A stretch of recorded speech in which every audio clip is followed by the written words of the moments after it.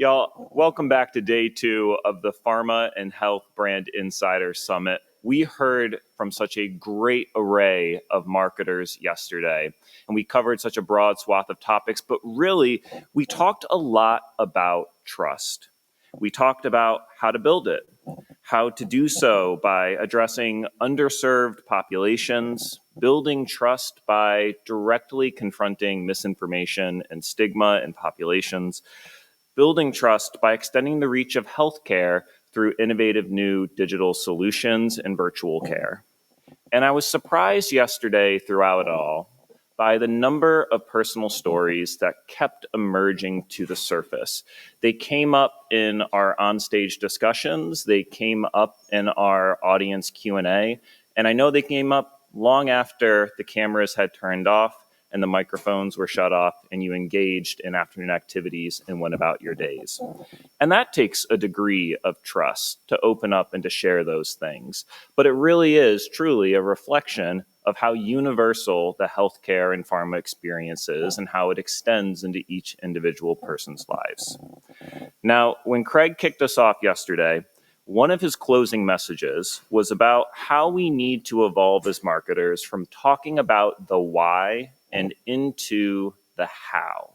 And so today we're going to really do that. We're going to talk a lot about the how, because the recurring theme that I've come across in talking to you all, both here and in the months leading up to the summit as we plan the agenda, is that this space is really freaking hard to be a marketer in. There's so much data that you can't access. Your audiences can be so small, and the window in which you can activate on one of those signals can be even smaller.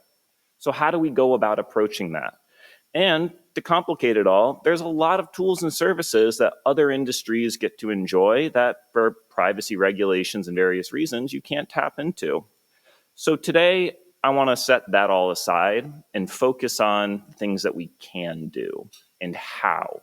How do we do those things? How do we evolve our marketing programs to activate in concert across channels? How to meaningfully affect change? Let's really talk about how we get things done. Now, before we dive into today's lineup, I want to make one request of you all, very much an impassioned plea. Talk to someone that you met yesterday or someone that you meet today and exchange contact info. Please do not leave this summit without having broadened your circle.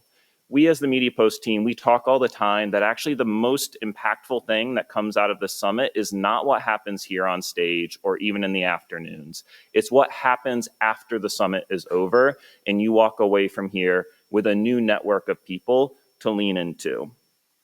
You're surrounded by your peers. These are people that you can and will grow to trust. So take them with you. Ask for help when you need it, and then give help when it's asked of you. And if you're like, cool, Doug, that's really awesome, nice message, but I'm really shy and I don't want to ask for someone's phone number, I got you. Come to me later and I will give you John's. John will answer any unknown caller or text message. He has fallen for so many scams, and we're very worried about him. So sometimes trust can be a bad thing, but please, truly, embrace what this very intimate setting has offered, which is the opportunity to meaningfully connect with your peers. Okay, so what's in store for today? You're going to hear from LifeBridge Health's Chief Marketing Officer, Brian Deffa, on how LifeBridge meaningfully connected their brand to their core values and empowered actual action and advocacy for policy change. You're going to hear from Chelsea Marty, Director of Content for Novartis, on how she launched a content lab and enabled a massive company to take a fresh approach to their content marketing practice. And you'll hear from a panel of experts on how to navigate the complexities of omnichannel. They'll talk to us about how to effectively leverage your channels to stand out, to deliver your messages at the right time, and if AI can make any of that mess any easier. I also need to plug Matt. I know you're very concerned about your AI roundtable later and the attendance, so make sure you carve out some time to slip in and chat with Matt about what he's got going on there.